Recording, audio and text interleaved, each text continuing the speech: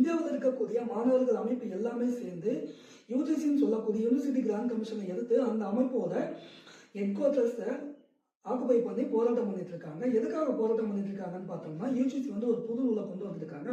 அது என்ன ரூல் அப்படின்னு பார்த்தோம்னா, எல்லா பல்கலைக்கழகத்திலையும் எல்லா கல்லூரிகளையும் வந்து ஈக்குவல் ஆப்பர்ச்சுனிட்டி சென்டர் அப்படின்னு சொல்லிட்டு ஒரு சென்டர் வந்து ஒன்று உருவாக்கணும். அந்த சென்டர்ல என்னெல்லாம் இருக்கும் அப்படின்னு பார்த்தோம்னா, ஜாதிய கொடுமையை தடுக்கிறதுக்காக ஒரு புதிய கமிட்டியை வந்து நாங்கள் உருவாக்குறோம். எல்லா காலேஜ்லையும் அந்த கமிட்டி இருக்கணும் அப்படிங்கிற மாதிரி சொல்லியிருக்காங்க.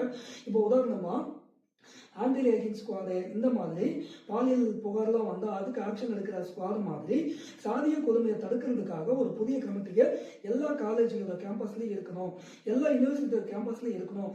அந்த கேம்பஸ்குள்ள எஸ்சி எஸ்டி அவங்களோட பிரதிநிதிகள் இருக்கணும், ஓபிசின்னு சொல்லக்கூடிய அதர் பேக்வர்ட் கேஸ்ட் அவங்களோட பிரதிநிதிகள் இருக்கணும், அப்புறம் பெண்கள் சம்பந்தமா ஒரு பிரதிநிதி இருக்கணும், மாற்றுத்திறனாளிகள் சம்பந்தமா ஒரு பிரதிநிதி இருக்கணும்.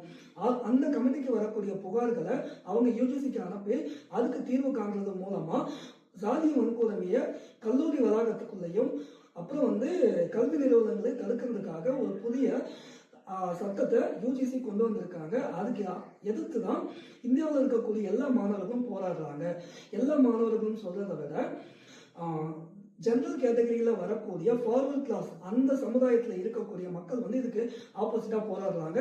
எதுக்காக அப்படின்னு பார்த்தோம்னா, அந்த கமிட்டிக்குள்ள எங்களோட பிரதிநிதி ஒருத்தர் இருக்கணும். ஸோ ஃபால்ஸ் அலிகேஷன்லாம் வந்தால் எங்க தரப்பா வாதாடுறதுக்கு யார் அங்கே இருக்கா? அதனால நீங்க கொண்டு வந்திருக்க அந்த சட்டமே தவறானது. அந்த சட்டத்தை மறுபரிசீலனை செய்யணும் மற்றும் எங்களோட பிரதிநிதிகளை உள்ள சேர்த்தாதான் அந்த சட்டத்தை நீங்க இம்ப்ளிமெண்ட் பண்ணணும்னு சொல்லிட்டு சுப்ரீம் கோர்ட்ல கேஸ் போட்டிருக்காங்க. அந்த கேஸுக்கான தீர்ப்பும் இன்னும் கொஞ்ச நேரத்தில் வர இருக்கு. வந்ததுக்கு அப்புறமா அந்த கமிட்டி என்ன சொல்லுது, அந்த கமிட்டி இம்ப்ளிமெண்ட் ஆகுமா ஆகாதாங்கிறத பார்க்கலாம்.